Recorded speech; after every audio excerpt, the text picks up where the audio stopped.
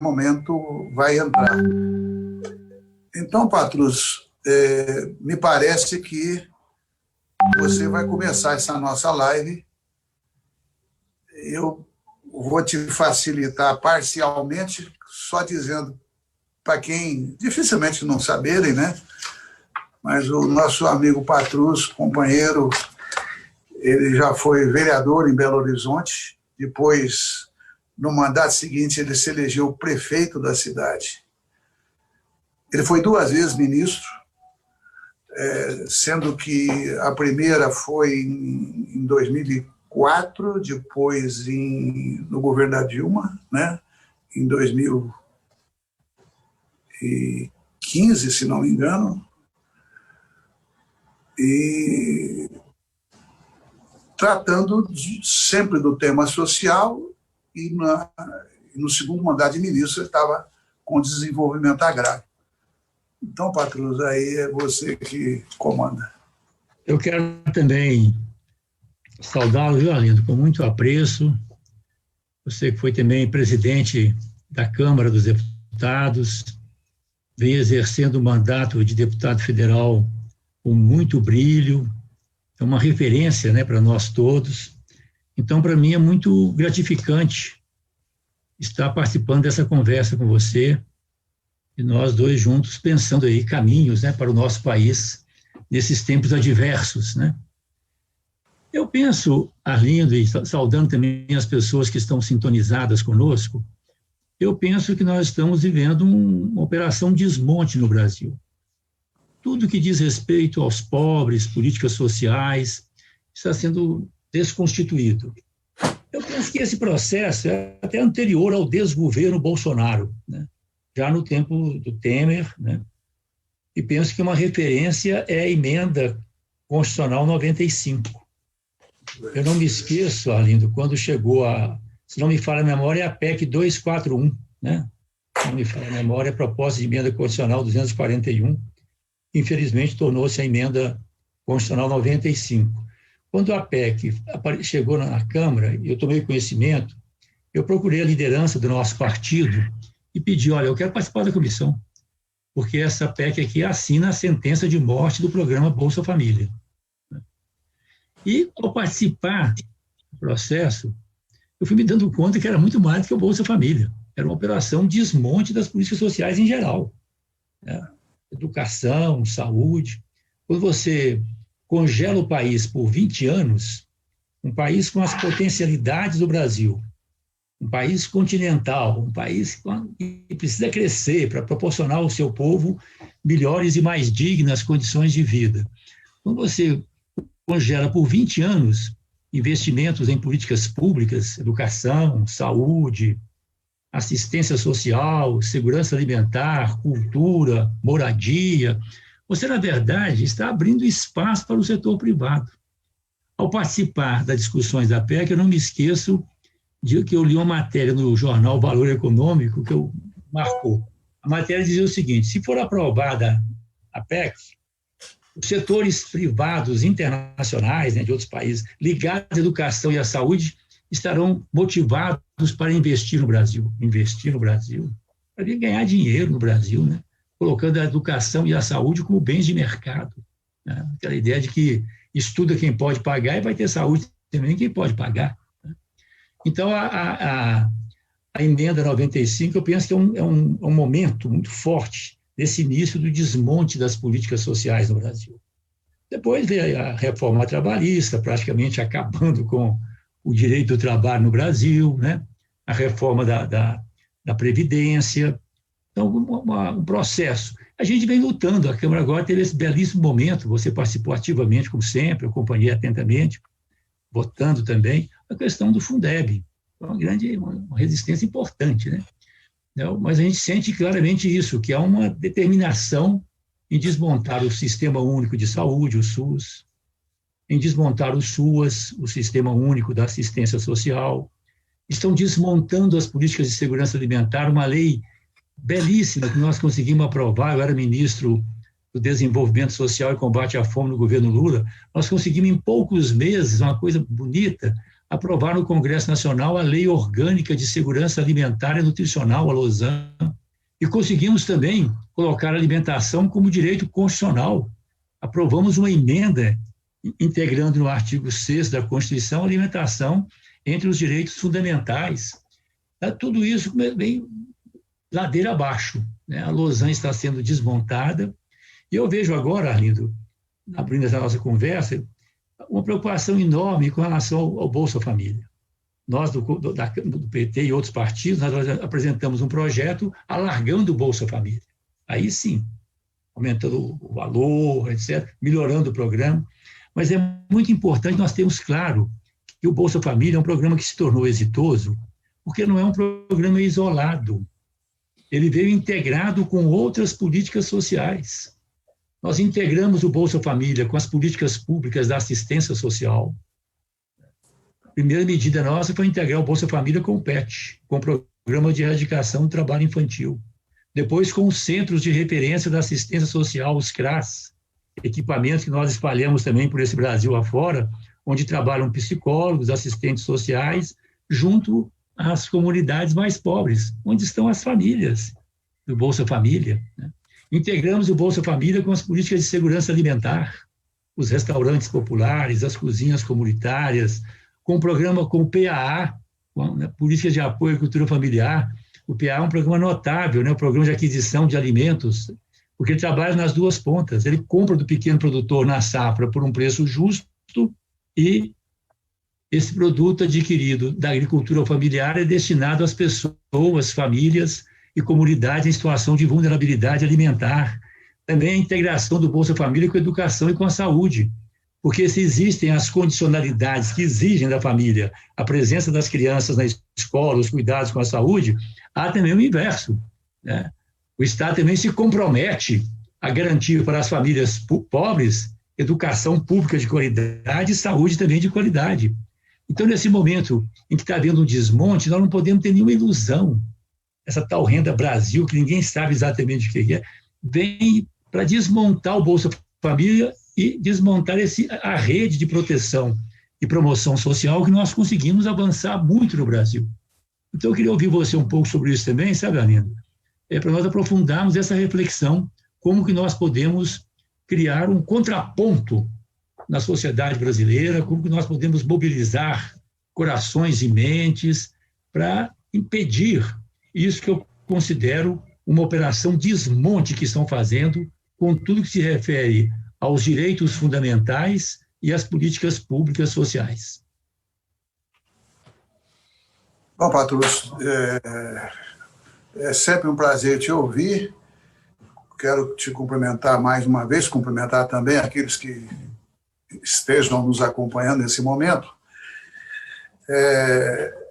E nada mais apropriado do que falar da Emenda Constitucional 95 e da Operação Desmonte do Estado brasileiro, que, como você já introduziu, ele acontece em várias áreas.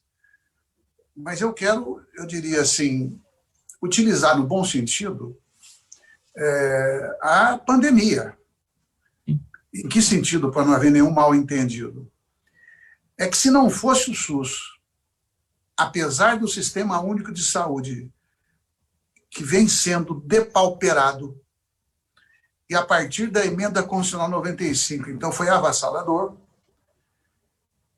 se não fosse o SUS, a tragédia brasileira, que já é imensa, hoje nós passamos de 118 mil mortes no Brasil, é o segundo país, lamentavelmente, com mais mortes, homenageamos as vítimas e nos solidarizamos com as famílias, claro. Mas isso para também remeter para o plano internacional. Porque há 40, 50 anos, o neoliberalismo assumiu a face principal do capitalismo.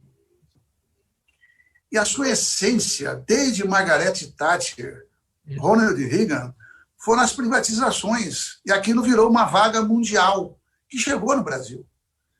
O governo Fernando Henrique privatizou dezenas, centenas, eu vou falar de uma delas, a Vale do Rio Doce. A Vale ela tinha e tem minério de ferro para exploração intensa para mais de 400 anos. Quer dizer, então, a entrega do patrimônio público é apresentada na forma de solução para o país, quando, na verdade, é a doação, né, é o roubo do patrimônio público. E aí, quando eu digo que a gente tem que refletir, em parte respondendo aquilo que você falou.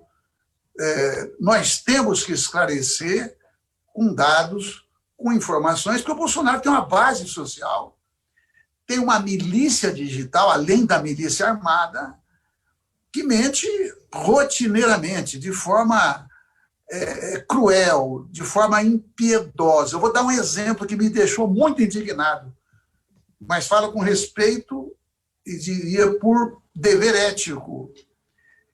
Os bolsonaristas tiveram a capacidade de divulgar uma foto de um velório como se do pai do governador Flávio Dino fosse. Ele perdeu o pai essa semana, não faz uma semana.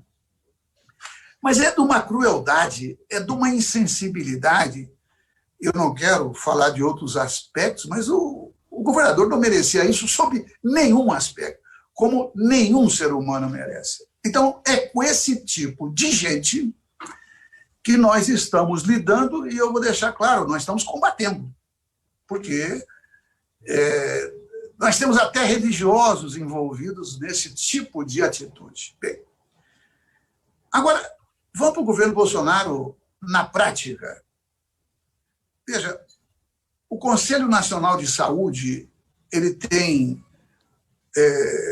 economistas, além da representação de profissionais, e tem o comando do Ministério da Saúde. Mas o Conselho, ele divulgou, há uma semana atrás, que o Ministério da Saúde perdeu 12.900.000 reais oriundos de medidas provisórias, porque elas venceram o prazo.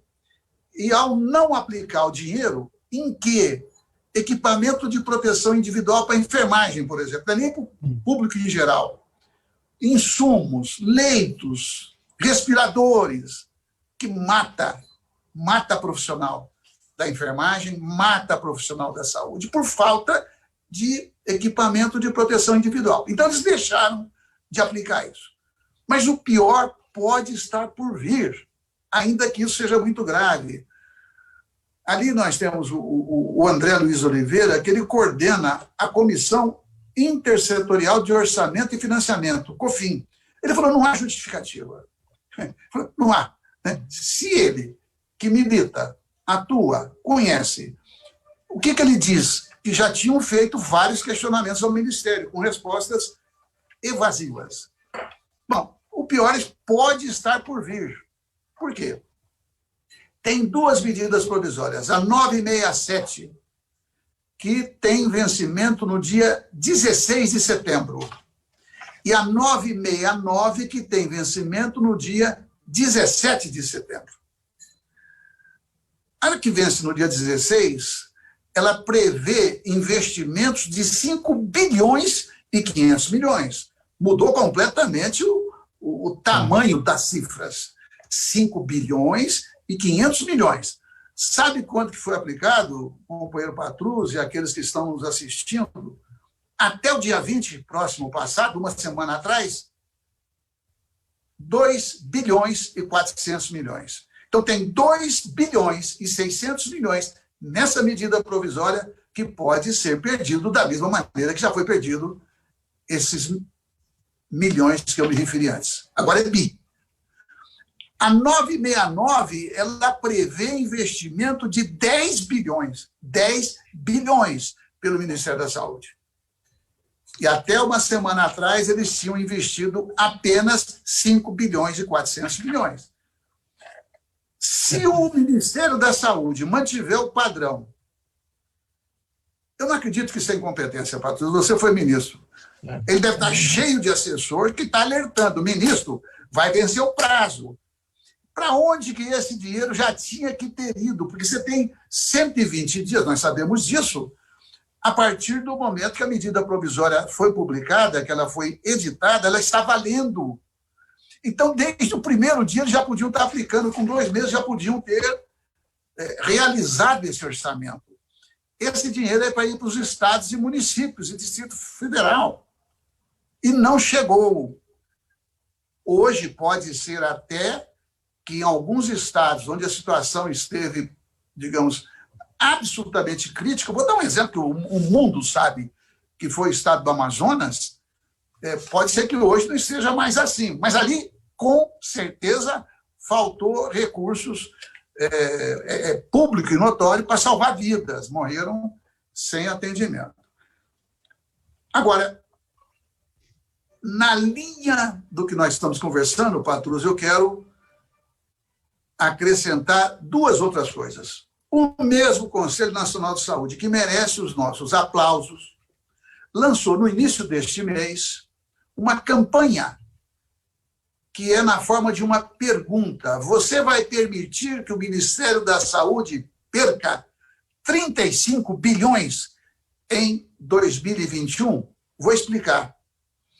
É que quando nós demos todos os instrumentos para o governo federal, para ele agir, né, nós liberamos o governo de cumprir a regra de ouro que o Banco Central limita determinadas operações. O governo federal pode emitir título da dívida pública, ele pode botar a máquina para rodar, imprimir dinheiro, se ele quiser, porque não vai haver inflação com a economia lá embaixo. Inclusive, nós contornamos a emenda constitucional 95, que neste momento de pandemia não está valendo. Só que o governo quer, no ano que vem, fazer voltar a emenda constitucional 95, daí resulta na perda de 35 bilhões. Então, todos aqueles que estiverem nos assistindo, era bom tentar obter o link, né? A gente tem que aprender essas coisas, né? Para poder assinar a petição. Para poder assinar. E a outra coisa, Patrus, foi divulgado pelo jornal Estado de São Paulo, e aí você é alguém que estuda, domina, reflete, já foi professor da Polícia Militar em Minas Gerais, com esse teu jeito elegante de ser, então você reflete sobre o tema da segurança não só pela Polícia Militar, pela questão da estratégia nacional, pelo papel, inclusive, que você joga na frente em defesa da soberania nacional. Então, só que isso não nos leva a concordar, e aí eu volto ao jornal Estado de São Paulo, que teve acesso a um documento onde o governo Bolsonaro quer transformar o orçamento do Ministério da Defesa, aumentando, se não me engano, 48,8% deste para o próximo ano, ficando o orçamento da Defesa maior do que o orçamento do Ministério da Educação. Então, quando nós estamos aqui defendendo um Estado democrático, um Estado para atender às necessidades do país, é claro que nós defendemos a soberania nacional. Agora, a soberania nacional não se faz sem povo, né? Não se faz com a miséria. Então, eu queria, digamos, também te ouvir nesse tipo de abordagem. Arlindo, hoje eu já participei, essa é a 3ª ou 4ª conversa que eu tenho hoje. Eu não falo live não, viu, Arlindo? Live não, né? Roda de conversa, encontro... Não, é melhor, né? Mas você tem razão. Na falta de um termo, eu soltei a live, mas também não gosto, não. Pois é, vamos colocar aí nossa... Então, hoje eu participei de umas boas conversas e sobre o tema da soberania. E eu fico muito feliz que você coloque essa questão, porque nós estamos dizendo exatamente isso. A soberania, ela tem 2 dimensões, né? Tem a soberania externa, o país que se defende e preserva as suas fronteiras, o seu território, o seu patrimônio, né? Aí tem o papel, ser discutido democraticamente, o papel relacionado com as Forças Armadas, né? Mas também nós estamos falando de soberania popular. E é importante que a soberania, ela vem no artigo 1º, o primeiro inciso do artigo 1º, né? Soberania, logo depois vem cidadania, a dignidade da pessoa humana. Então, a soberania pressupõe também condições dignas de vida para as pessoas. Ou seja, um país soberano é um país que cuida, em primeiro lugar, do seu maior bem, do seu maior patrimônio, que é o seu povo, que é a sua gente, né? A Constituição fala também em soberania popular, vinculado com os direitos políticos, né? Nós vimos que a Constituição já começa falando em soberania e cidadania. Então, a soberania pressupõe também que as pessoas que formam, né, a nacionalidade, que formam o conjunto nacional, possam exercer os seus direitos e deveres políticos, os seus direitos e deveres de cidadania. Para isso é fundamental que as pessoas tenham as suas necessidades básicas atendidas. Aí é fundamental a presença das políticas públicas que asseguram a saúde, como você colocou muito bem, a educação, a segurança alimentar, a assistência social, a moradia, né? Então, nós temos essa ideia a soberania não é uma coisa abstrata, dissociada. A soberania, ela começa dentro do país. O país soberano cuida do seu povo, cuida das pessoas, né? Portanto, nós temos que vincular cada vez mais a soberania a essa ideia dos direitos fundamentais, das políticas públicas, de um país que efetivamente... E também vincular a soberania ao Estado democrático de direito, porque é só através da democracia que as pessoas podem efetivamente exercer a soberania popular, de que fala o artigo 14 da nossa Constituição. Eu penso que esse é um tema hoje fundamental para nós nesse momento, né? Nós estamos vendo, de um lado, a entrega do patrimônio nacional. Você tem participado muito bem dessas questões, tem acompanhado. Nós estamos vendo aí a tentativa de privatizar cada vez a Petrobras, a Eletrobras, os Correios, Banco do Brasil, Caixa Econômica Federal, né? Então, a defesa do patrimônio nacional e, ao mesmo tempo, a defesa da dignidade da nossa gente, do nosso povo. O que forma um país, o que configura um país, uma nação, é o seu povo, né? Então, essa é uma questão que eu achei considerei muito rica a sua colocação. Eu desdobro essa reflexão sobre a questão da soberania também, recuperando um tema que você colocou muito bem. Eu tenho também refletido sobre isso. O que nós estamos vivendo hoje, o chamado neoliberalismo, o desmonte do Estado, o Estado mínimo, começou lá atrás. A escola de Chicago é dos anos 1970. Margaret Thatcher e Ronald Reagan, do comecinho dos anos 1980. Né? Então, eles vêm já sinalizando há algum tempo e vieram expandindo, né, suas garras, etc., né? E chegam até nós hoje, com essa ideia do Estado mínimo. Na verdade, alguns nem querem Estado mínimo, querem o fim do Estado, e tudo fica entregue ao mercado. A nova divindade hoje, o novo bezerro de ouro que está sendo objeto de adoração é o mercado. Como se o mercado fosse capaz por si só de produzir. Então, essa ideia do desmonte do Estado, que tem a ver com a soberania, né, tem a ver com os direitos fundamentais, tem a ver com a vida das pessoas, é que é uma questão hoje nuclear para nós. E não é uma questão gratuita não, sabe, Aline? Voltando aqui, eu já falei aqui da minha experiência na discussão da PEC que levou a emenda 95, e está ficando cada vez mais claro que tem gente ganhando. Quer dizer, nesse momento que nós estamos vivendo no Brasil, tem interesses poderosos operando através do Estado. Não é Estado mínimo, não. É Estado mínimo para os pobres. É um Estado a serviço do poder econômico. É um Estado máximo, um Estado poderoso para atender os interesses dos banqueiros, do grande capital nacional e, sobretudo, internacional, das multinacionais, e para submeter também o Brasil a esses interesses, né, de nações poderosas. Né, assim, quer dizer, há um ganho nisso. Eu estou lendo, Arlindo, um livro que realmente tem me ajudado muito, até tem do meu lado aqui. É uma obra enciclopédica, viu? É o Capital e Ideologia, do Thomas Piketty. Uma obra muito instigante nesse sentido. Porque, primeiro, ele mostra isso. Ele recupera a questão da ideologia. Quer dizer, a capacidade que os donos do dinheiro, os detentores do capital, a capacidade que eles têm de colocar como se fosse um bem coletivo, um bem social, aquilo que é interesse deles. O que está havendo no Brasil hoje é isso, nós temos um governo a serviço dos interesses do grande capital e tentam passar a ideia de que o que está acontecendo é esse país. E aqui, Arlindo, eu penso que nós, de esquerda, do campo democrático popular, PT, os partidos com quem nós temos uma interlocução maior, movimentos sociais, né? Enfim, as pessoas comprometidas com a vida, com o bem comum, com o projeto nacional brasileiro, eu penso que nós devemos também ter uma reflexão mais alargada, porque nós temos, de um lado, o governo perverso a serviço da morte do Bolsonaro e do grupo mais sectário ao redor dele, né? Agora, tem também setores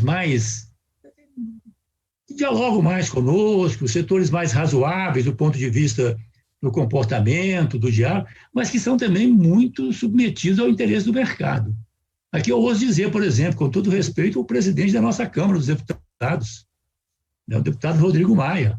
Quando o assunto é a questão do mercado, é o interesse do mercado, ele se posiciona com muita clareza, como também as organizações Globo, amplos setores da nossa mídia e tal, que defendem certos valores relacionados com o Estado democrático, com os direitos fundamentais, liberdades, mas há uma convergência muito grande em torno dessa concepção hoje neoliberal, né, esse endeusamento do mercado, essa ideia do Estado mínimo, né, isso é muito forte. Eu penso que nós temos que confrontar isso num trabalho pedagógico mesmo. Ganhou corações e mentes, expandiu. A gente convive isso com pessoas próximas de nós, né? Eu penso que colocarmos em debate essas questões e defendermos com argumentos sólidos o Estado democrático de direito, democraticamente forte.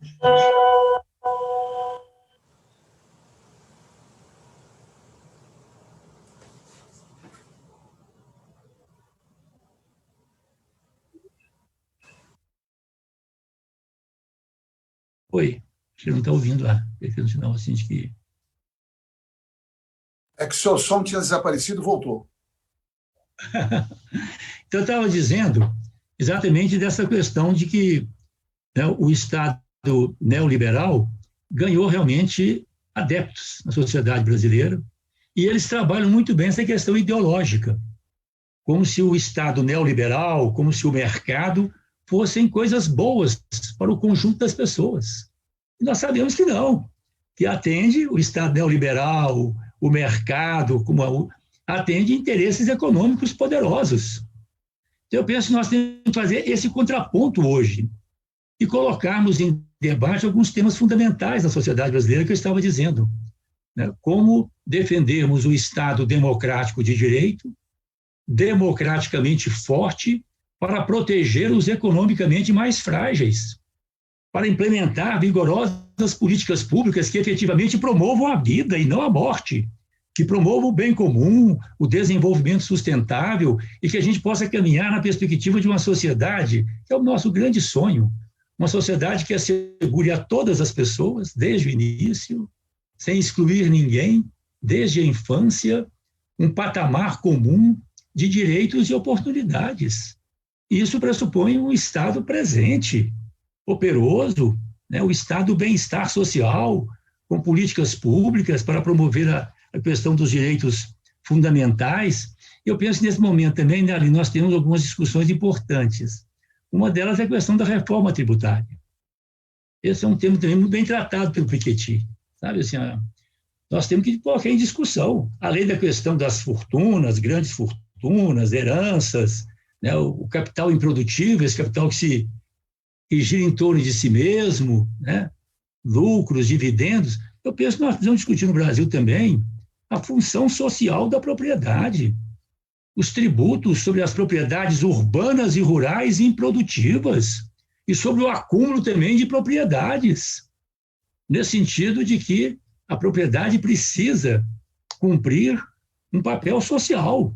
A propriedade que não cumpre um papel social, um papel ambiental, ela tem que ser penalizada ou, no limite, até mesmo desapropriada para que reverta para o bem comum. Essas são questões fundamentais que nós temos que tratar. Eu estou vendo aqui nessa leitura do Piketty que o direito de propriedade no Brasil hoje, no século XXI, é igual ou pior do que era o direito de propriedade na Europa, que ele faz críticas duríssimas, no século XIX.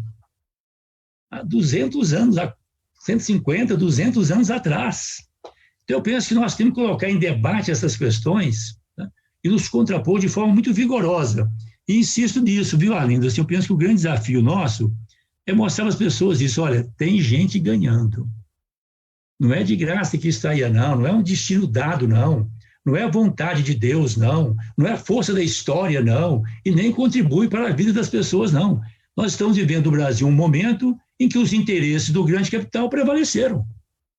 Então, o nosso grande desafio é, ao mesmo tempo, lutar contra isso, mas nós temos também que esclarecer as pessoas para nós ganharmos novamente corações e mentes, constituirmos novamente maiorias no Brasil, para derrotarmos essas forças da morte, do atraso e recolocarmos o nosso país no caminho do desenvolvimento econômico, mas vinculado ao desenvolvimento social, ao desenvolvimento cultural, ao desenvolvimento ambiental. E concluindo essa parte também do meu raciocínio, eu penso que nós temos um desafio esse ano nas eleições municipais, de discutir as questões municipais, as questões locais, mas vinculando as questões locais, vinculando-as também aos grandes desafios nacionais que nós estamos vivendo hoje. Eu retorno de novo para ouvi-lo novamente. Nessa nossa boa conversa. Muito bem, Patrus. Eu vou seguindo, acho que até para dar uma certa sequência, né, para quem estiver nos acompanhando também, não é? Mas vamos lá. Isso que você disse, eu quero provar agora. Quando você fala, olha, o Estado mínimo tem gente ganhando.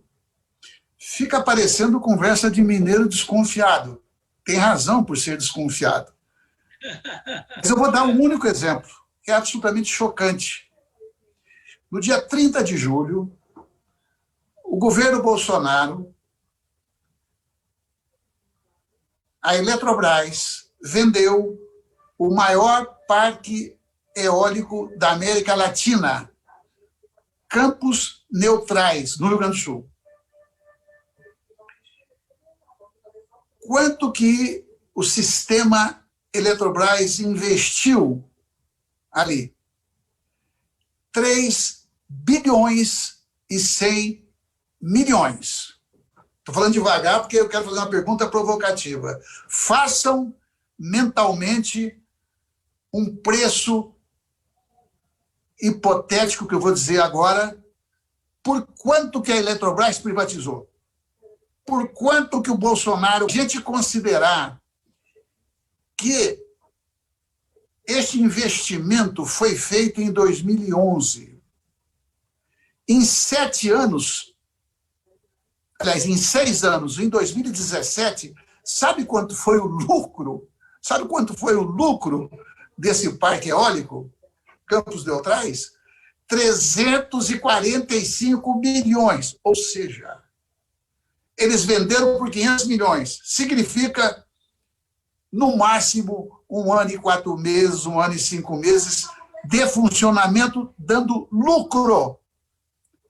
Alguém acredita que isso, de fato, beneficia o país? Porque todo mundo aqui já viu filme de guerra, até quem não gosta. Em filmes de guerra de outras épocas, o que é que os aviões entravam destruindo? Pontes, ferrovias, reservatórios, por causa da energia elétrica. Então não se brinca com isso, não se brinca com isso. A China está comprando o mundo, e no Brasil também. Bem, esse é um exemplo. Eu vou dar outro exemplo para provar que o governo Bolsonaro é um governo de ladrões. Eu não gosto de ser injusto. Se não é de ladrão, alguém tem que explicar, então, por que é que mais de 40% das compras do governo federal neste ano de 2020, neste ano da pandemia, na verdade é 40,7% foram compras sem licitação. É aquele tipo de compra onde o governo federal ele faz um contrato direto com quem vai prestar serviço ou está vendendo alguma coisa. Sabe em que período que foi isso? Foi de janeiro até junho. Eu fiz as contas, são 5 meses e 4 dias. Foi esse descalabro. Em valores nominais, o total de compras que o governo federal fez foi de 14 bilhões e 600 milhões. 40% disso dá 5 bilhões e 900 milhões. Dá para confiar de que essas compras estão sendo feitas de forma isenta? Daí implica em outro tema para todos. O governo federal anunciou, através do Ministério da Justiça e do Ministério de Relações Exteriores, que vão montar uma base nos Estados Unidos para fazer compras. Para comprar armas, para comprar possivelmente equipamentos e comprar farda. Comprar farda, inclusive para as polícias militares, para a Polícia Federal e provavelmente para as Forças Armadas. Estão dizendo que é para economizar. Com este breve relato, dá para confiar? Não dá para confiar. Dá para acusar? Não dá para acusar.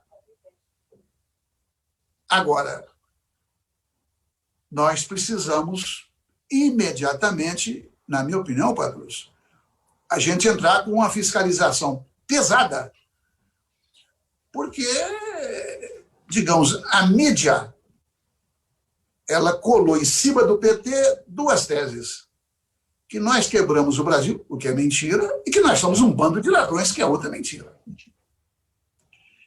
E agora, Genuíno foi inocentado num processo que eu não sei explicar o que foi. O Delúbio foi inocentado no mesmo processo. Agora lembrei que eles teriam forjado um empréstimo com o banco na época do tal do mensalão. O Ferreira acabou de ser inocentado. E outros companheiros. Bom, então, nós temos vários desafios, e eu costumo brincar dizendo, como médico, que é igual você atender um politraumatizado num pronto-socorro. Politraumatizado é o que foi atropelado, ele quebrou muita coisa, ele, enfim, a pessoa que está grave. Bom, o primeiro mandamento é você ver se tem algum sangramento, porque o sangramento mata rapidamente. Então, nós conseguimos, você comentou, segurar milagrosamente o Fundeb. Mas qual é, de fato, o segredo aí? É mobilização popular. Então, nós temos um desafio duplo. Por quê? Nós não queremos que as pessoas se exponham à Covid-19. E, ao mesmo tempo, nós temos consciência que se o povo brasileiro não entender o que está acontecendo, evidentemente que será o próprio povo, especialmente os mais pobres, incluindo aí a reforma tributária, que vai pagar a conta de novo. Para a gente ter uma exata dimensão do que o Piketty está falando, digamos, da barbárie que é o Brasil tem a segunda pior distribuição de renda do planeta. Só não é pior do que o Catar. E não é uma diferença tão grande, não. Está ali pareado, como se fala na roça. Então, nós somos um país onde, digamos, os dados são manipulados, a notícia é manipulada, e através agora dos bolsonaristas, robôs, gabinete do ódio e assemelhados, a mentira corre solta. Por isso, E aí, Patrus, eu acho que, hoje eu cobrei, inclusive, na reunião da bancada, nós temos que sofisticar a apreensão das informações e ter maior agilidade. Maior agilidade. Eu vou dar um exemplo do que... Primeiro, o censo brasileiro, IBGE, faz a cada 10 anos. Eu trabalhei no censo do IBGE quando eu fiz medicina em Brasília, que eu era um Durango Kid total.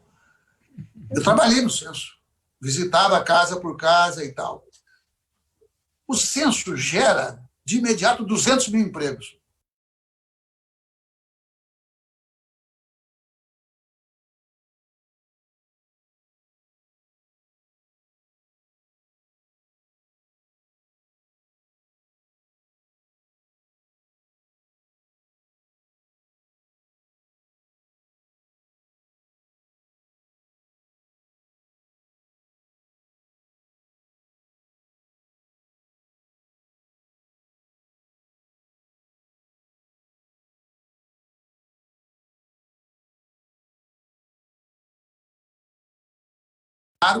Seguramente ele pode até não ganhar, mas estará preparando a vitória popular para algum momento, não é isso? Então, quando manipulam números, não é brincadeira. Acabou de ser anunciado que, pelo mapa da violência, que em 2018 houve o menor número de assassinatos dos últimos 4 anos. Mas se a gente for para outra informação, onde demonstra o quê? Que o número de mortes violentas não explicadas aumentou 25%, isso explica o suposto ou a suposta redução do número de assassinatos. Eu vou falar do estado de São Paulo, o estado mais rico da federação, para vocês terem uma dimensão do que nós estamos falando. Eu preciso achar.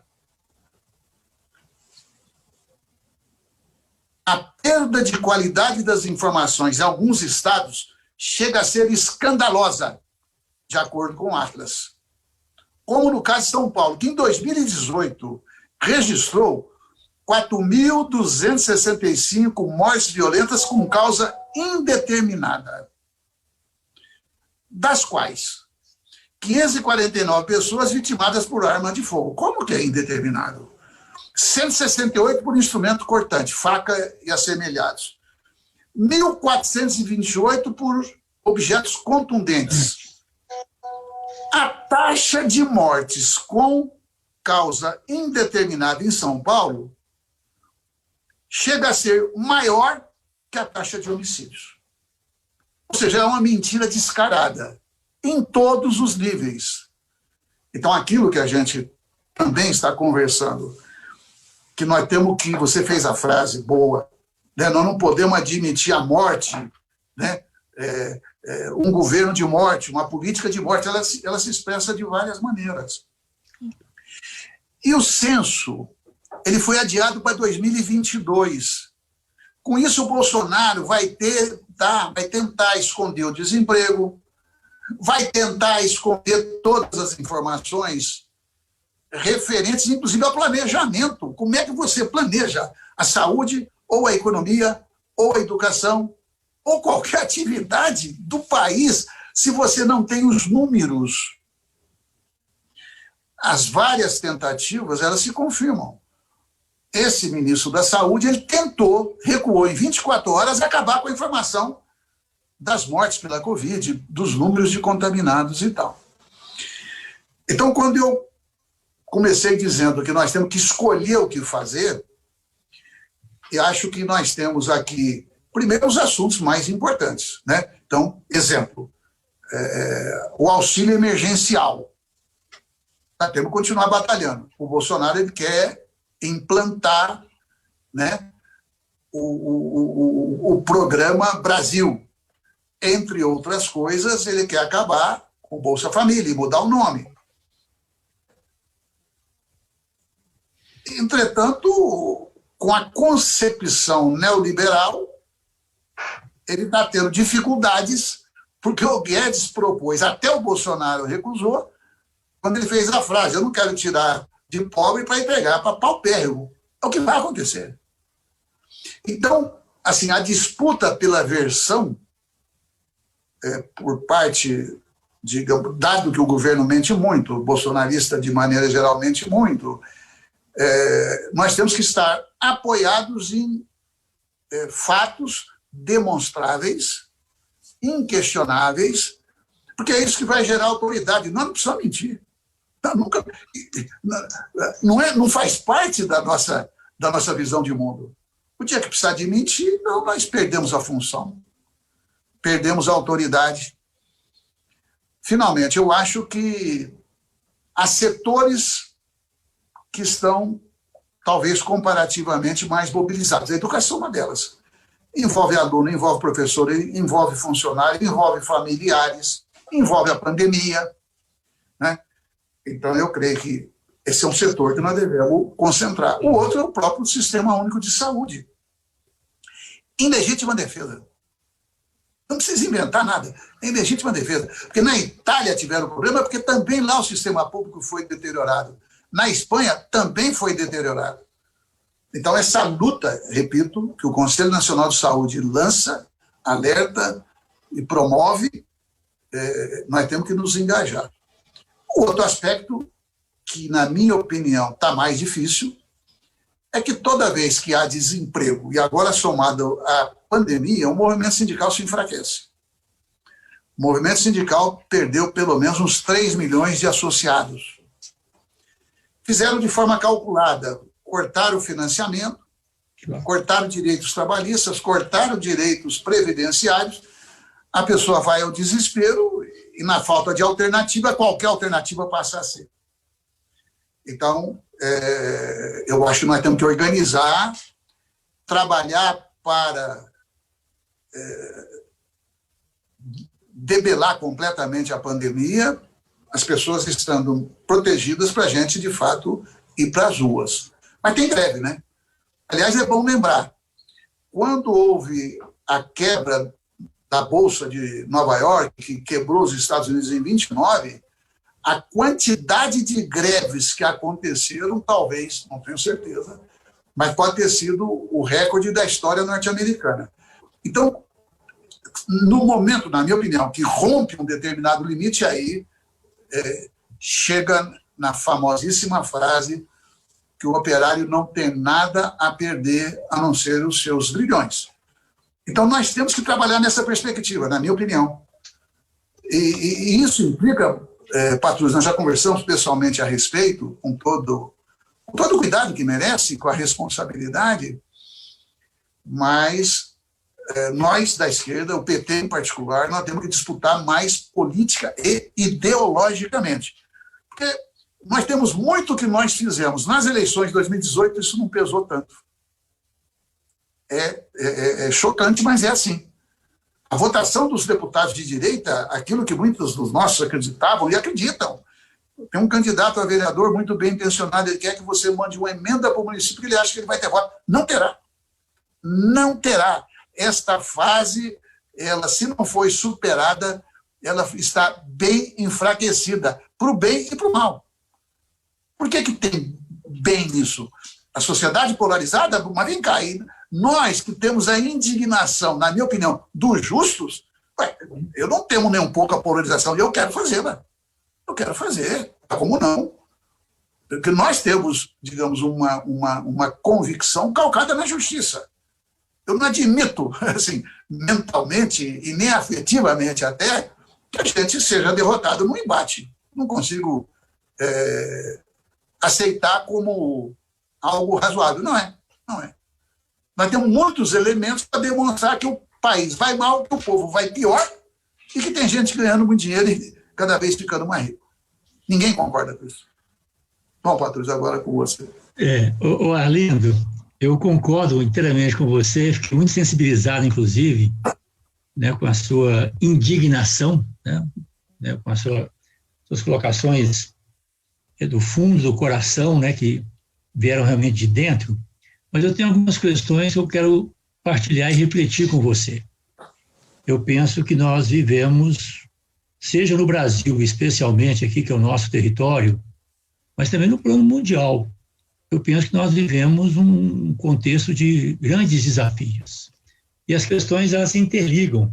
As questões econômicas, sociais, políticas, culturais, as questões éticas, as questões ambientais, que estão se impondo também com uma força muito grande, né, no nosso país e também no mundo. E aí tem algumas questões, Arlindo, que eu quero pensar sobre elas, e você é uma pessoa que eu tenho um grande respeito, um apreço, né, pela sua experiência, pelos seus compromissos, pela sua competência. Mas eu fico realmente assim, pensando, as pesquisas têm nos deixado um pouco preocupados, né, assim, quer dizer, com todos esses desacertos, com todas essas perversidades, né, com todas essas ações voltadas para o mal, para a morte, né, para a destruição, é incrível, né? Assim, o Bolsonaro tenha mais de 30% de aprovação. Aprovação mesmo. E que tem ainda aí em torno de umas 15% a 20% que o governo dele é regular, né, senhora? Então, entre aprovado e irregular, ele teria mais do que a metade da população brasileira, né, segundo essas pesquisas que a gente também tem que relativizar, mas que estão postas, né? Quer dizer, então, isso que me coloca essa questão, quer dizer, nós temos um enfrentamento Bolsonaro, como temos aqui em Minas o Zema, que é filho dele, né, afinado também, em todos os sentidos. Agora, nós temos também que pensar como enfrentar essa onda que permeia o país relacionado com o neoliberalismo, com o Estado mínimo, o mercado, assim, é uma presença, a gente sente isso, né? Assim, vai além das pesquisas, mesmo as relações da gente, nas conversas com as pessoas, tem pessoas próximas às vezes, inclusive às vezes antigos militantes também, né?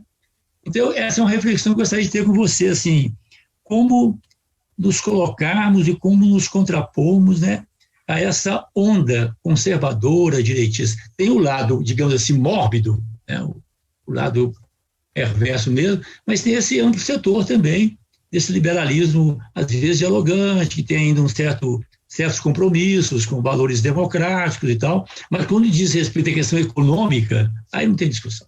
Aí é o mercado, não sei mais o quê, o Estado realmente é pesado, é perverso e tudo. Então, essa é uma reflexão que eu gostaria de ter, e de te ouvir também, mas nessa mesma linha, eu penso, Arlindo, que nós temos que fazer alguns enfrentamentos. Se você colocou muito bem, né, tem algumas lutas que são postas hoje, imediato. É a questão da saúde, do SUS, é o enfrentamento da pandemia, né? Travamos bem a luta do Fundeb, né? Defesa vigorosa do Bolsa Família, das políticas voltadas para os pobres, da rede de proteção social, das políticas públicas relacionadas, né, com a educação, assistência social, segurança alimentar. Então, nós temos as disputas mais imediatas, que têm que ser feitas, né? Agora, há o desafio para nós também de pensarmos mais no médio e longo prazo. Quer dizer, pensarmos qual é o nosso projeto para o Brasil. O que nós queremos para o país no curto, no médio, mas também no longo prazo. Qual é o nosso projeto de nação? Essa é uma questão que nós temos que aprofundar, eu penso hoje, o PT, e nessa mesma linha, ao pensar o projeto nacional, é claro que você mencionou duas políticas públicas que são muito visíveis, né? São muito importantes. Uma é a educação, né? Uma política pública inquestionável, eu tenho dito isso muito, tenho reiterado isso. Educação é uma política pública que trabalha nas duas pontas, ao mesmo tempo que é um direito fundamental da pessoa, né, desde a infância, das crianças, dos jovens, né, é também um valor fundamental, né, para o bem comum. Nenhuma comunidade, isso vale para as nossas cidades, né, para as nossas regiões, para os nossos estados, para o nosso país, não há nenhum projeto comunitário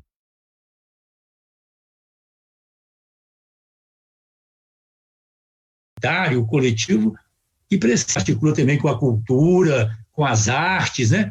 Então, a educação é um valor, é um direito individual e um valor social, comunitário. Portanto, é uma política pública realmente muito especial. A saúde também, diz respeito à vida. é preservar a vida, né?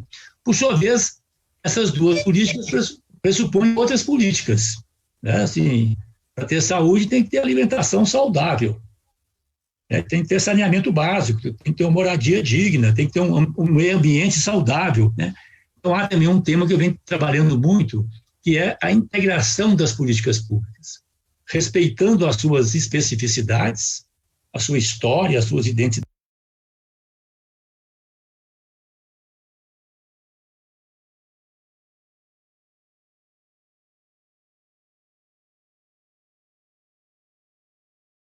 Mas elas convergem para promover. Quando a gente examina, né, aí também a experiência também, né, como prefeito, ministro, as políticas públicas vigorosas, elas custam dinheiro. Educação pública de boa qualidade, desde a creche até a universidade, os cursos de pós-graduação, custa dinheiro. Saúde pública de boa qualidade, saúde, né, atendimento efetivo e tal, custa dinheiro. Como custa dinheiro também outras políticas públicas vigorosas, né? Moradia digna, saneamento básico, né? Essas políticas. Então, aí entra a questão seguinte: precisa ter recurso, claro, né? Nós temos que ter o maior zelo pelo dinheiro público. Você mencionou aí a questão da corrupção está prevalecendo, então nós temos que fazer também esse enfrentamento com a corrupção, mas confrontar também o projeto que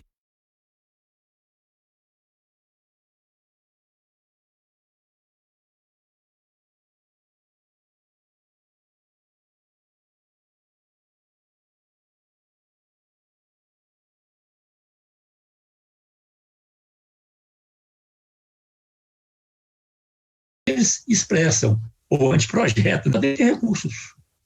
Tem que ser discutido abertamente com as pessoas, com a sociedade, não é uma coisa impositiva, não. Eu não falei aqui de uma outra política pública fundamental, segurança pública cidadã.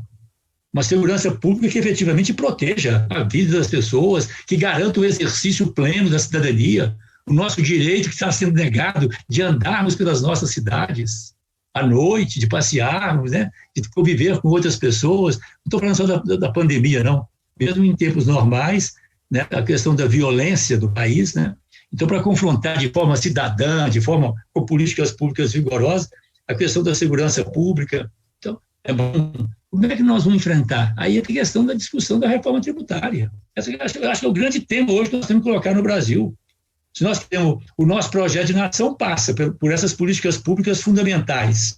Quer dizer, o nosso projeto de nação é um projeto de nação que promova a vida. Nós queremos um país onde a vida humana seja o valor mais importante, o valor que coesiona a sociedade, né? A vida tem que estar acima. Durante muitos anos, Arlindo, lembrando aqui, fazer um comentário, durante muitos anos, eu fui professor, né? Durante, mencionou aí que eu fui professor da Academia de Polícia Militar aqui em Minas, fui, de fato, um período mais curto, mas durante 40 anos eu fui professor na Universidade Católica de Minas, na Faculdade de Direito.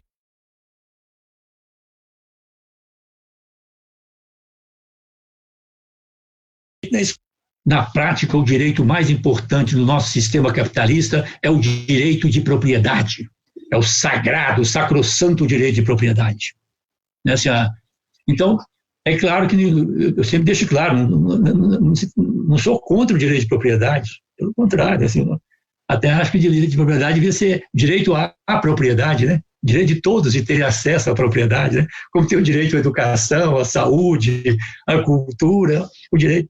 Mas tudo bem, né? Vamos defender, vamos assegurar o direito de propriedade, o direito à propriedade, a livre iniciativa, mas a economia de mercado tem que estar subordinado às exigências maiores, né? O interesse coletivo, do bem comum, o projeto de nação, né? Nós vivemos em comunidade, então os direitos individuais devem estar também adequados aos direitos sociais, né? Aos direitos coletivos, e agora coloca com muita força também essa questão ambiental. Então, eu sei que você é um deputado muito presente, muito respeitado na Câmara, né? Talvez pela história, foi presidente, eu sinto assim que a nossa bancada, você é sempre uma referência, né? Assim, como é que você vê também essa questão, essa possibilidade, essa discussão da gente avançar agora com a questão da reforma tributária? Porque mesmo o Fundeb, né, foi aprovado. Agora o governo vai segurar, certamente, né? Quer dizer, vai ter que ter dinheiro para o Fundeb, né? E dinheiro também para nós recuperarmos a universidade pública, né? E dinheiro para outras áreas que você mencionou, que eu já falei também aquilo, Como é que nós vamos pensar isso? É possível pensarmos, por exemplo, a questão mesmo assim, nós defendemos, tem viabilidade no curto, no médio prazo, o imposto sobre as grandes fortunas, sobre heranças? Eu insisto, o imposto sobre as propriedades urbanas e rurais, né? Especulativas, não produtivas, excessivas, né? A propriedade que se acumula. Assim. Então, como é que você vê essa dimensão? Porque eu penso isso, nós temos que fazer os enfrentamentos aqui e agora, essas lutas que você mencionou, mas ao fazer, nós não podemos abdicar também do projeto de nação. Mais dia, menos dia, nós vamos voltar a governar esse país. Né? E nós temos que voltar a governar fiéis ao que nós já fizemos, sim, mas temos que olhar para frente também. Nós temos que incorporar novos desafios, novos horizontes, novas possibilidades, coisas que nós, inclusive, não fizemos. Não, eu fui ministro, né, dos 2 governos, no governo do Lula por um período bem maior e tudo, então faço também, não fizemos as condições históricas, a gente avança também dentro das condições históricas possíveis, avançamos muito, tiramos do Brasil do mapa da fome, né, políticas sociais que se tornaram referências no mundo inteiro. Eu tenho orgulho, essa é uma lembrança muito enternecida também, né, no tempo do Ministério do Desenvolvimento Social e Combate à Fome, viajava muito, muitos convites também, né? No mundo inteiro, 2 expressões se tornaram brasileiras. As pessoas falavam nas suas línguas, mas na hora de falar fome zero e Bolsa Família, falavam em português. 2 expressões portuguesas. Então, nós estou dizendo isso para dizer que nós avançamos, tivemos como que podia falar muito mais coisa aqui, né, na educação, os institutos federais, Minha Casa Minha Vida, Luz para Todos, agricultura familiar, mas tem alguns desafios. O que nós estamos reivindicando hoje na reforma tributária, nós não fizemos nos nossos governos. A propriedade sobre as grandes fortunas, as heranças, né? Tributação mais vigorosa sobre os capitais improdutivos, os capitais que se fecham, lucros, dividendos, bancos, etc. Nós não avançamos também nessa concepção, nessa discussão da função social da propriedade. Né? Então, por isso mesmo, nós avançamos também nas reformas, reforma agrária, reforma urbana, né, reforma tributária. Então, eu queria te ouvir um pouco sobre isso, com a sua experiência e com a sua vivência na Câmara, considerando a correlação de forças hoje. Você acha que nós podemos avançar ou é uma luta mais para frente mesmo? Olha, Patrus, você colocou vários assuntos, refletiu e, enfim, você subiu o sarrafo agora. Então, nós vamos ter que assim, tentar ordenar. Você tocou em temas... Abriu o coração. Não, mas é bom, é bom. Vamos pegar um exemplo concreto. Meio ambiente. A destruição da Amazônia, na minha opinião, hoje, só há, eu diria, um tipo de abordagem que pode segurar essa mão destruidora. Gananciosa, eles estão ali para roubar terra. Sim.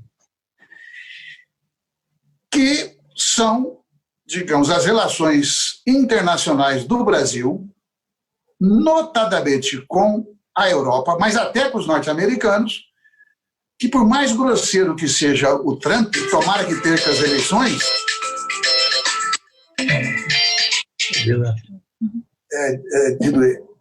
tomara que perca as eleições, mas, por exemplo, os acordos do Mercosul com a União Europeia não acontecerão se o Brasil não mudar a sua política frente à Amazônia e aos indígenas.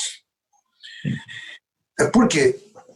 As pessoas têm dimensão, e há muito que, inclusive, segmentos de Forças Armadas, o Bolsonaro expressa esse tipo de abordagem, que é o seguinte: não, a Amazônia é nossa, ninguém disse que não é, muito menos nós. Agora, nossa para quem, cara pálida? Nossa para grileiro, não. Inclusive, você toca num ponto que o próprio Lula regularizou grandes glebas de terra atendendo pleitos antigos de proprietários de terra ali. Porque chega num momento que tem que tomar a decisão de você falar, bom, aquilo volta atrás? Não volta atrás, então faz. Bom, mas eu acho que nós não temos força interna para impedir. Porque ali são interesses econômicos que se movimentam.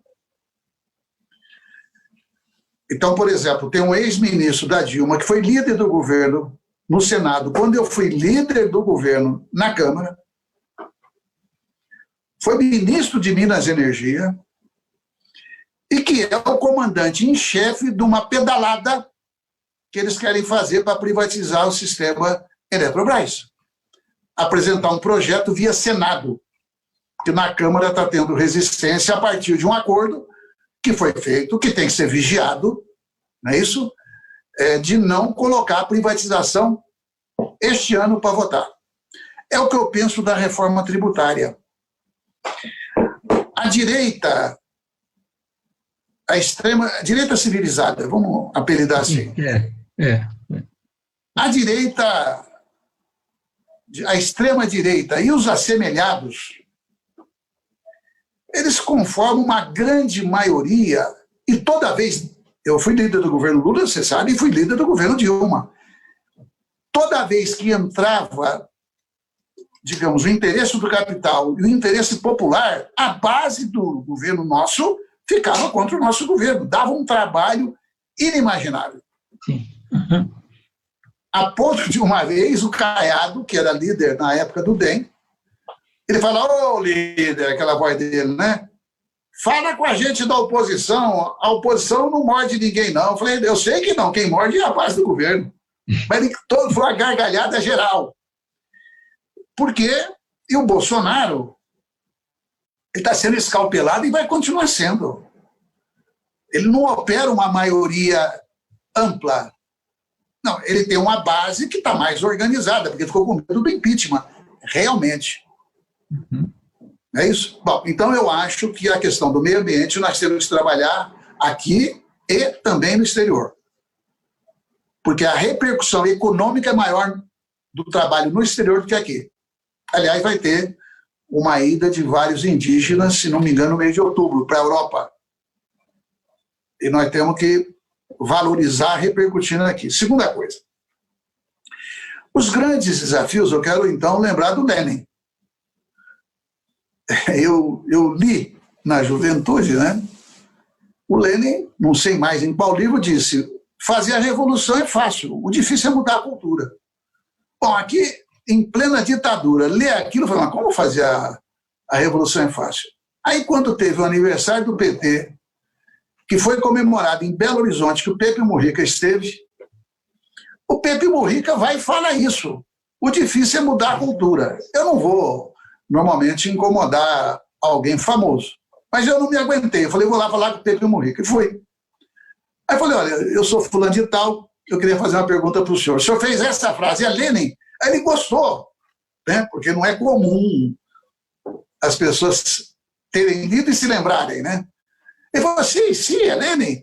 Eu falei: eu li na juventude e não conseguia entender. Ele falou: a gente não entendia nada. Aí ele me consolou, né? Ou seja, a questão da cultura, eu até uma determinada idade, eu não entendi o que era cultura. Sabe, a diferença entre entender e aprender. Eu só fui aprender a cultura, Patrus, quando eu saí do Brasil pela primeira vez, que eu fui num congresso da CFDT na França, representando a CUT. Sabe como é que eu rapidamente, em um segundo, eu entendi que era cultura? Porque se tinha uma mulher pintada, com o cabelo pintado de uma determinada maneira, eu não conseguia fazer uma pré-avaliação ou até um pré-julgamento, como aqui. É verdade? Se aqui alguém, pode ser homem, pode ser mulher, pintar o cabelo de verde, amarelo e vermelho, você sabe que não é comum. Fora do teu país, você não consegue avaliar. Aí você ia num bar, aí você ficava olhando para ver como é que as pessoas... Ninguém te olhava na cara. Aí você andava no metrô. No metrô, 40%, 50% das pessoas não olhavam na cara dos outros e ficavam lendo. Aí eu entendi perfeitamente o que era. Então, a cultura é uma construção onde, na minha opinião, o Bolsonaro só ganhou as eleições e até hoje só mantém a popularidade, que você levantou uma dúvida que é cruel. Ela é cruel. Porque o Bolsonaro conseguiu passar a ideia que ele era contra o sistema. É inacreditável, mas ele passou. A esquerda é o sistema. Um cara de extrema-direita passou a ser o antissistema. É inimaginável. E hoje ele continua atuando. Para os que acreditam nele, ele pode fazer a maior barbaridade que queira. Por ele ter uma base que confia nele, as pessoas apoiam. Então, na minha opinião, não será um processo rápido mudar, eu diria, esta percepção popular, eu não quero falar que é cultura, sobre o que significa o Bolsonaro e sobre o que significa partido político e a política, porque ele, depois de 28 anos na Câmara Federal, tendo sido vereador, etc., ele passou a ideia que ele não tinha nada a ver com a Câmara Federal e todos os trambiques do partido dele, inclusive. Dos partidos dele ao longo da história. Então, na minha opinião, as pesquisas, elas mostram, de um lado, isso, de outro lado, mostram uma base religiosa, que, para mim, você é uma pessoa que a gente brinca, né? O Patrus a gente trata quase como papa, é um bispo, pela cultura e pela elegância, né? Mas também pela firmeza. Então, me incomoda muito. A primeira vez que eu li a respeito, logo no processo eleitoral, que o Bolsonaro ganhou, um intelectual evangélico, e acho que já não era mais, mas enfim, a família era evangélica, ele falou: tudo o que o Bolsonaro falou e defendeu eu aprendi na família. Isso, Patrus, você, eu não estou brincando agora, estou falando sério. Acho que está faltando reflexão, aproximação com as igrejas. Não é para a gente se submeter às igrejas, não. Mas eu sou favorável numa eventual reforma tributária, que eu não acho que deveria acontecer agora, porque nós vamos ser derrotados. Exatamente porque toda a direita, toda a mídia e uma boa parcela do povo brasileiro defende os valores tais quais a direita os apresenta.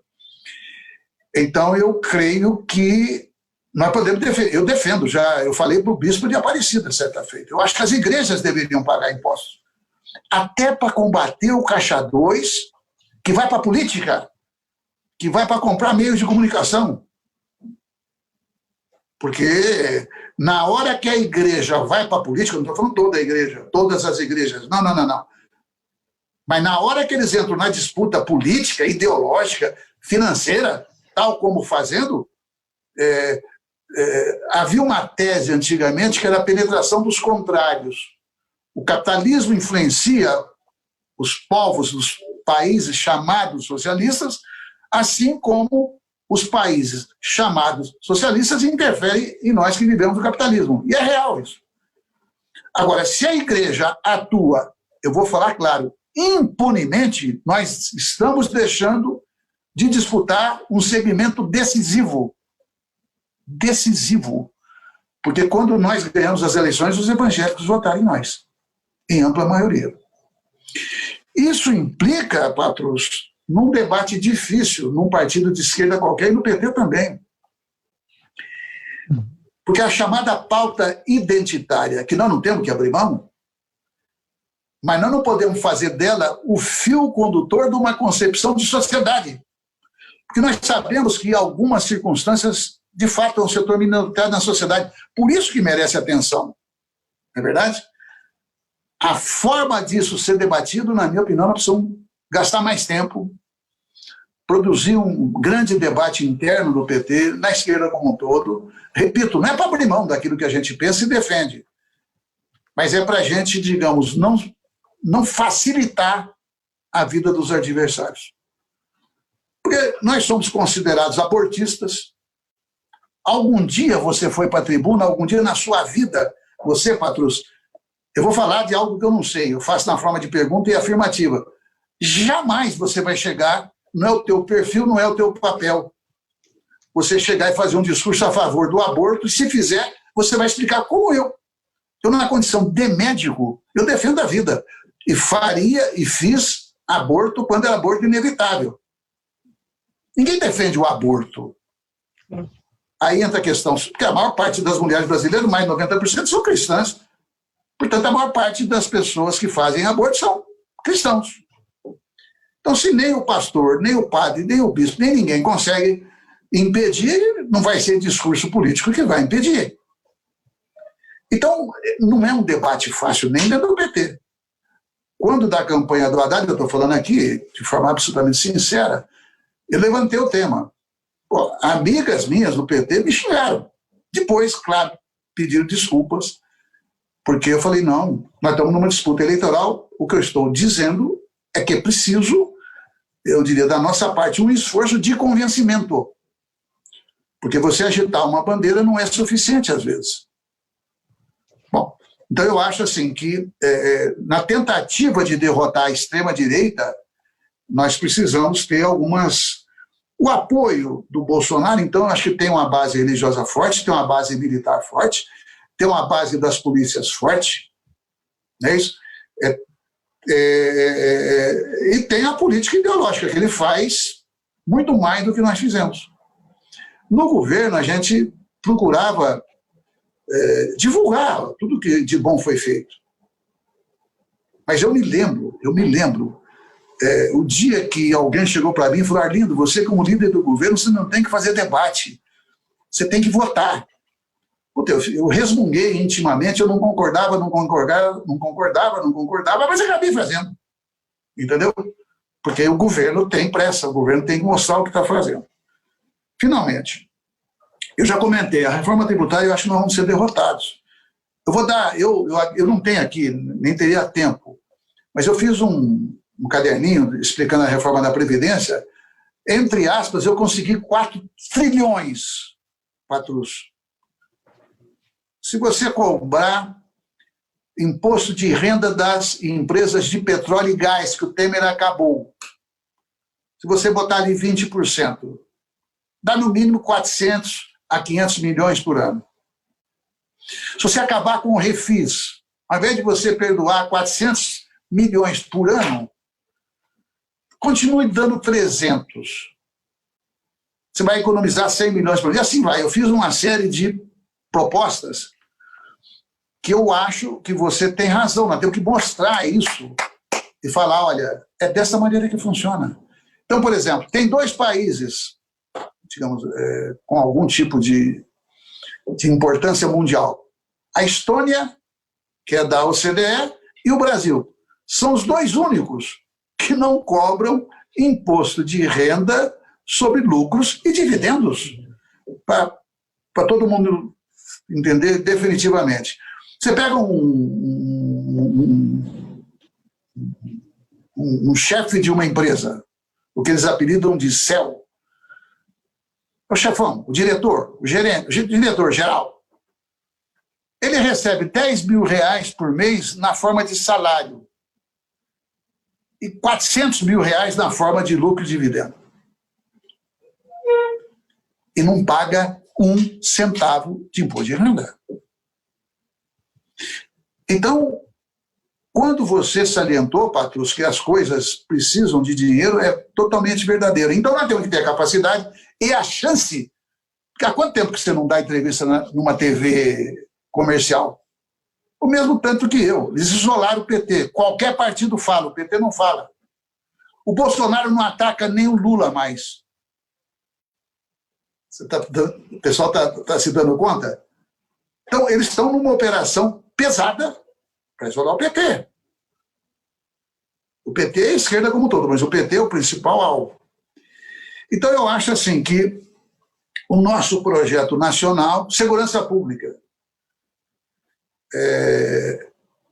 há que ter, eu diria, uma atenção especial. Porque, primeiro, a segurança pública é para proteger as pessoas. Agora, se a gente tomar como referência os milicianos que tem no Rio de Janeiro, onde uma parte deles vem das polícias, é absolutamente apavorante. As mortes desnecessárias na mão da polícia também são inaceitáveis. Mas vamos pegar um exemplo fora do Brasil. Quem se mobilizou para derrubar o Evo Morales foi a Polícia Militar. fizeram motim, se rebelaram, invadiram a casa do Evo, invadiram a casa dos parentes do Evo. O Evo ficou com medo, esse é o termo. Ele não é um aliende, jamais vai ser. Porque chegou um general e falou para ele pedir demissão para evitar derramamento de sangue, e ele aceitou. Bom, então, assim, eu estou falando desse aspecto porque eu acho que greve de quem está armado, eu sou contra. Eu fui presidente da CUT, fui presidente do sindicato, etc. Mas greve de quem está armado não é greve, é extorsão. E depois há todo um movimento na Câmara, onde a esquerda apoia, eu não, de perdoar, de anistiar. Mas que conversa é essa? Nós devemos defender qualificação para os policiais, bons salários. Eu acho que tinha que ter um programa habitacional para eles não terem que morar na favela, muitas vezes, que ganham mal e podem... Favela que eu falo, o ambiente hostil a eles. Porque eles dizem assim. Então, eu concordo com você. Nós temos que começar já a pegar os grandes temas e plantá-los. Nós não vamos começar do zero, mas também concordo com o que você falou. A gente não pode agir como tendo um grande passado pela frente. Não, não.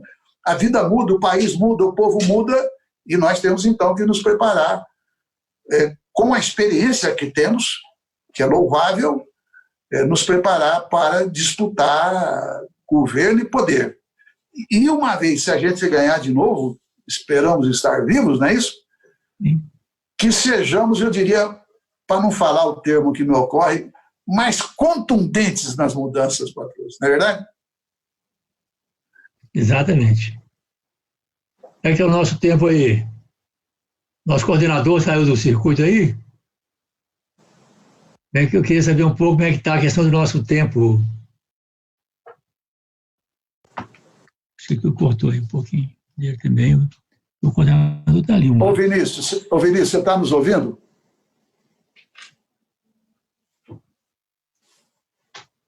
Acho que não está, não. Acho que nós podemos... Nós podemos sim. É porque daqui a pouco... É que daqui a pouco, às 8h30, eu tenho uma outra rodada. Não, então... Vamos conversar um pouco mais, dá um tempo ainda. Temos ainda alguns...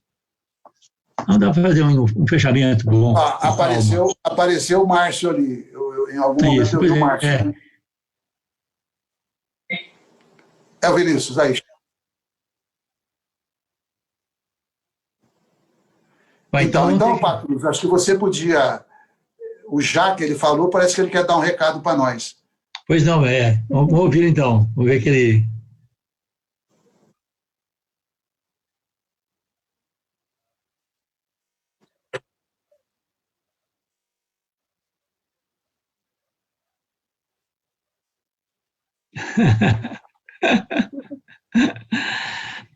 Ô, Patrus, você faz as considerações finais, eu faço também. Eu acho que é prudente, porque também as pessoas cansam, né?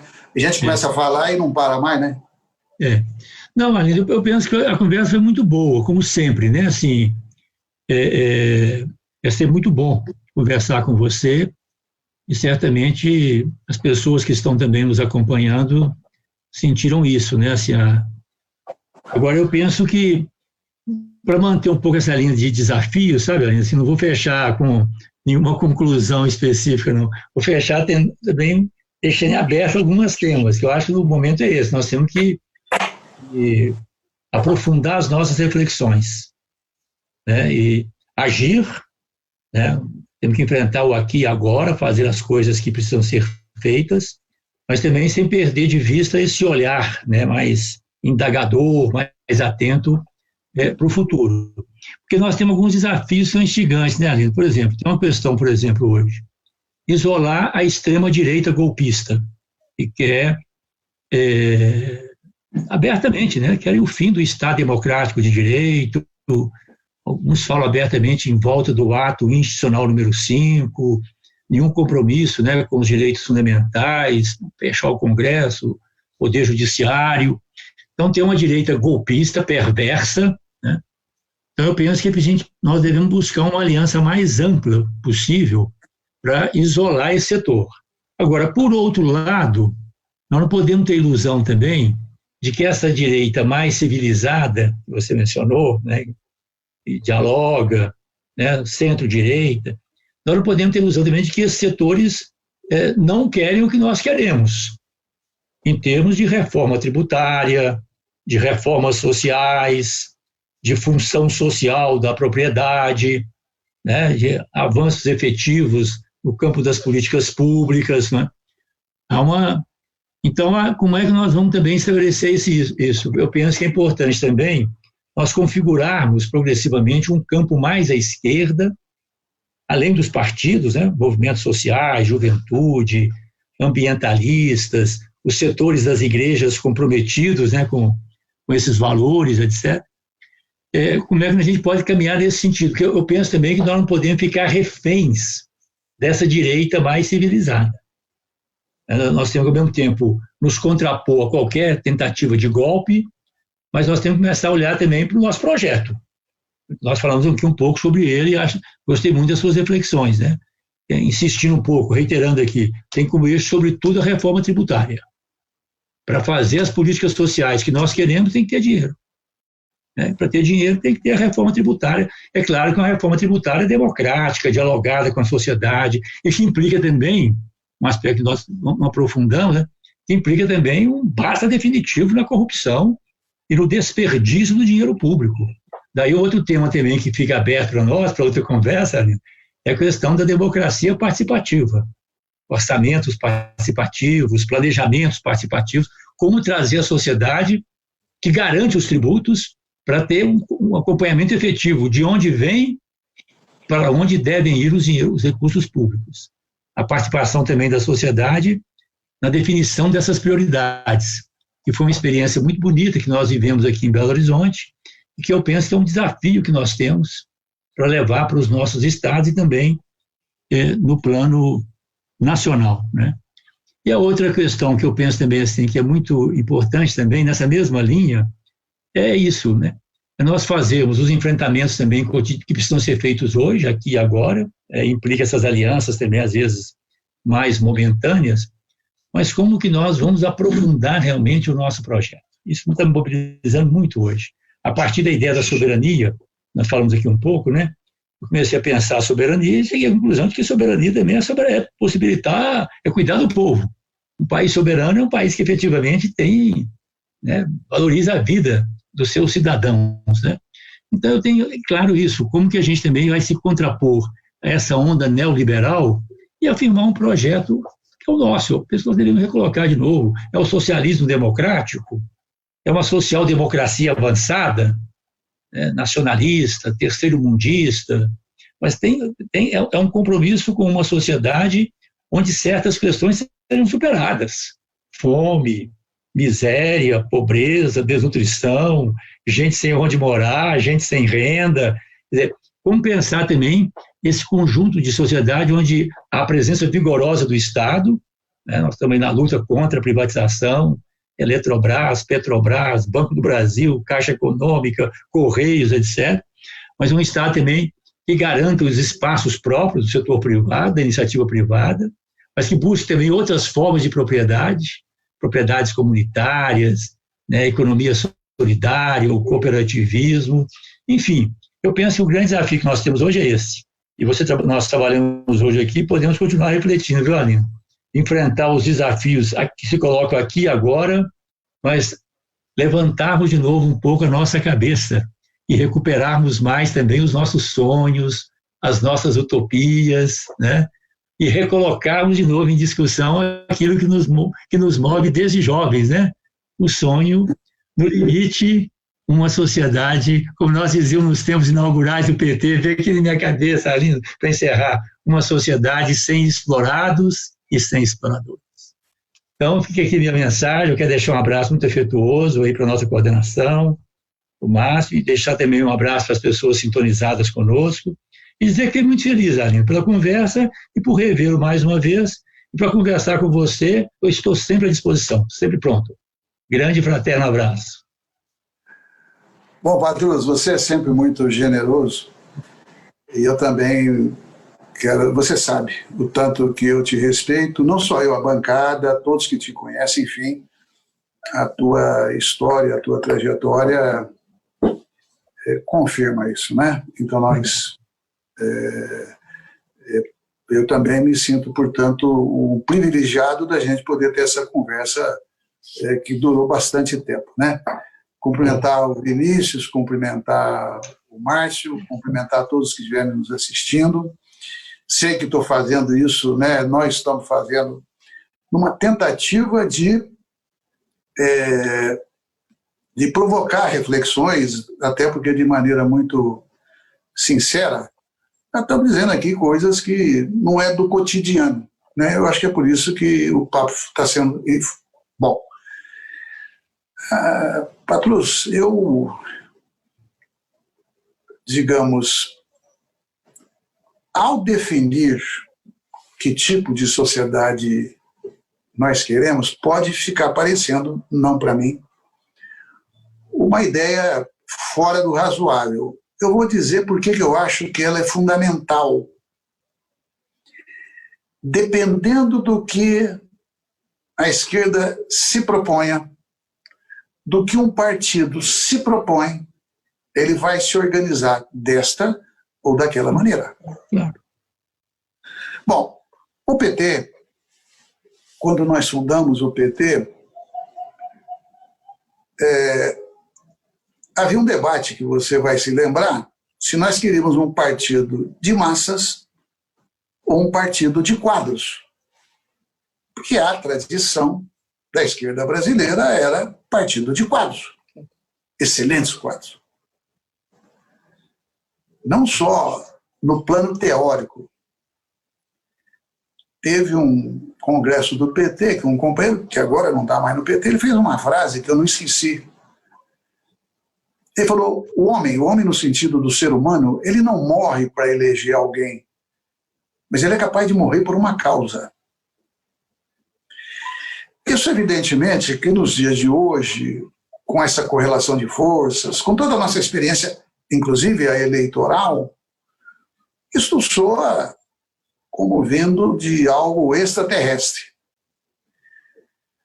Agora, eu tenho observado, por isso que eu estou convencido que quando tivermos outra oportunidade, nós devemos fazer reformas mais profundas, no mínimo. Porque toda vez que a social-democracia, que a esquerda democrática da Europa ganha as eleições, vai para o governo e cumpre o ritual, eu vou chamar de ritual democrático, que é importante, especialmente na América Latina, mas não fere os interesses capitalistas, muitas vezes acaba sendo substituída pela extrema-direita. Vamos dar o exemplo da Grécia. O partido, que eu sempre tenho dificuldade em pronunciar o nome, ganha pela esquerda. O primeiro-ministro, um economista, mas na hora que a União Europeia veio para cima e impôs, e o Tsipras, sei lá como é que a gente pronuncia, aceitou a imposição, desmanchou da noite para o dia, porque o povo bancaria o enfrentamento e eles não perceberam. Não estou dizendo que é fácil, mas eu fico tentando entender alguns processos. Então, na minha opinião, Patrus, eu acredito que nós temos que ter a capacidade de dialogar, de convencer para mudanças estruturais no Brasil, com qualquer apelido que queiram dar. Porque nós não temos controle do processo. O PT, ele não se colocou determinadas tarefas que nós nos colocávamos na juventude, dando um passo um pouco atrás. O PT não se colocou. O PT escolheu ser um partido de massas, escolheu ser um partido para disputar eleições, e eu me lembro quando a gente discutia a fundação da CUT. para fundar a CUNT, nós fomos além.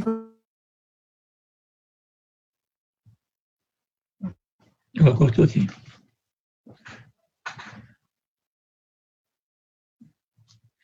De lá, né? Nossa,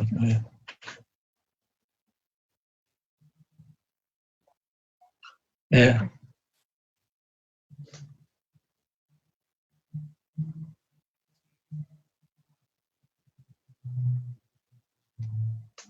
Eu acho que caiu aí, né? Então nós temos que, eu estava dizendo, temos que fazer um programa mínimo, Patrus, mínimo, para convencer as pessoas, disputar eleições e começar de forma, eu diria, desde já, a reconstruir o Brasil. Então, um grande abraço para você, um grande abraço para todos. Grande abraço também, Arlindo. Tudo de bom. Eu também, muita paz. Tá nóis, tchau. Tchau.